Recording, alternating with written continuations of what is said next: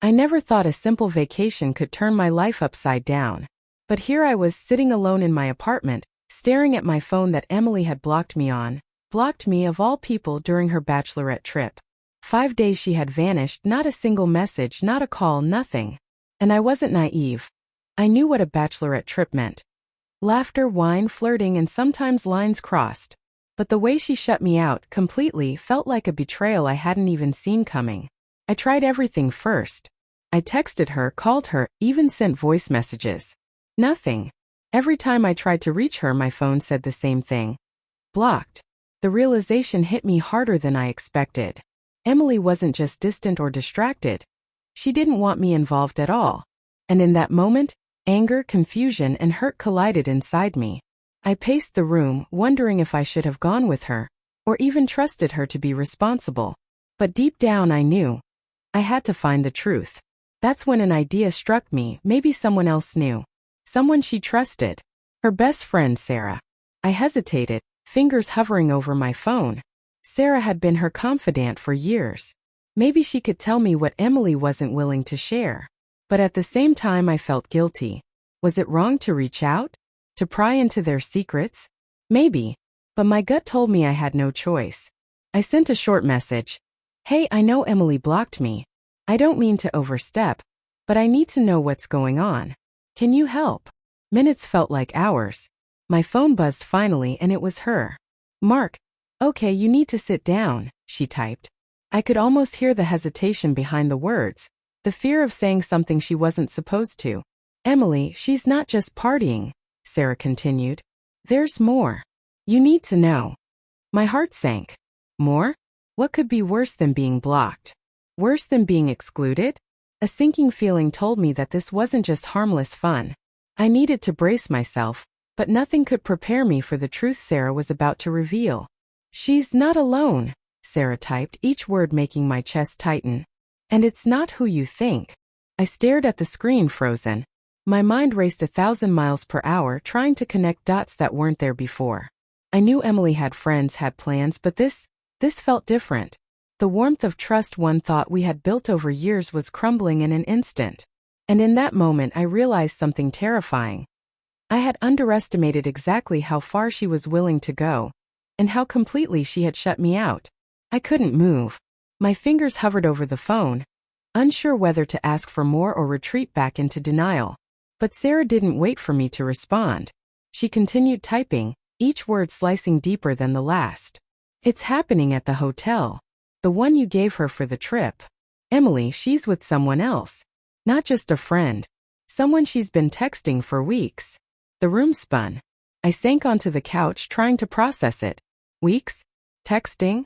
And during a trip that was supposed to be a celebration? My mind flashed to every smile, every laugh she'd shared with me over the past month, wondering now which of those were genuine and which were carefully staged for someone else. Mark. I'm so sorry, Sarah added. I wouldn't tell you if I could avoid it. But you need to know the truth.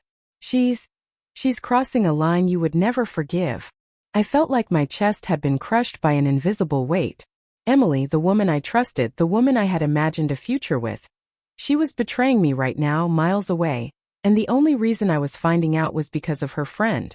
I didn't respond immediately. I couldn't.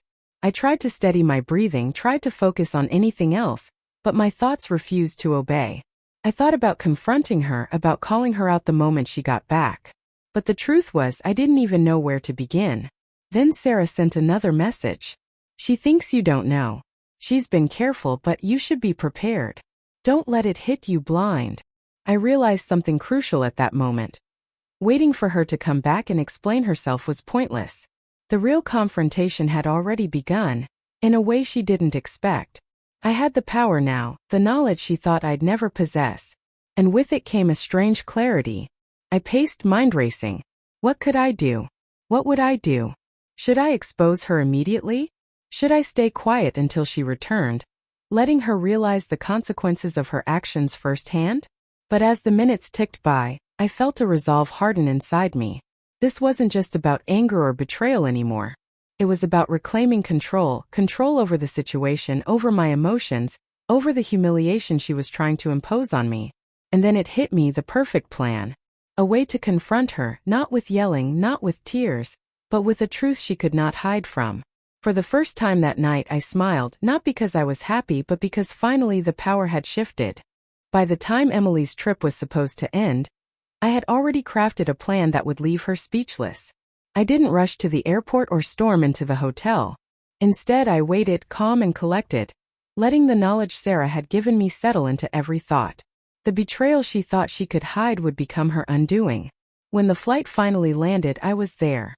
Not as a desperate husband, but as someone who knew exactly what had happened. I saw her step off the plane, glowing with excitement, oblivious to the storm waiting for her. She was laughing with her friends, arms full of bags, completely unaware that I was watching unseen from a distance. I walked up as casually as I could, letting my presence register slowly. Emily froze the moment she saw me, her smile faltering. "Mark, what are you doing here?" she asked, her voice a mix of surprise and false calm. "I could ask you the same thing," I replied quietly, letting her realize that the power she thought she held, blocking me, hiding from me, was gone. 5 days, Emily. 5 days you thought I didn't know anything. And yet, here I am. Her friends glanced nervously between us, sensing the tension. Emily opened her mouth, then closed it, words failing her. I could see it in her eyes, the first crack in the facade she had built so confidently. It's not what you think," she stammered. I shook my head slowly. "Save it. I already know everything. Sarah told me. Every little message, every meeting, every lie. You thought I was blind, that I'd stay in the dark. But the truth doesn't need an invitation." Her face turned pale, and for a fleeting moment, I saw the woman I once loved. The one who had shared laughs, dreams, and secrets. But that woman had vanished. In her place was someone who had underestimated the depth of my awareness, the patience I had cultivated, and the resolve I could summon when cornered. I took a deep breath, letting the silence stretch between us, making her squirm in ways words never could. "You need to understand something," I said finally. "Trust is not given. It's earned. And you've spent 5 days proving that you're willing to destroy it without a second thought." Emily's friends looked uncomfortable, but I didn't care. This wasn't about embarrassment. It was about truth. The truth she refused to face, and the reality she could no longer control. As we stood there, the airport bustling around us, I felt a strange mix of sorrow and liberation. Sorrow for what we once had, and liberation because the deception was exposed. For the first time in days, I didn't feel powerless. The moment of reckoning had arrived, and I had met it with clarity, strength, and the knowledge that some truths, no matter how painful, cannot be hidden.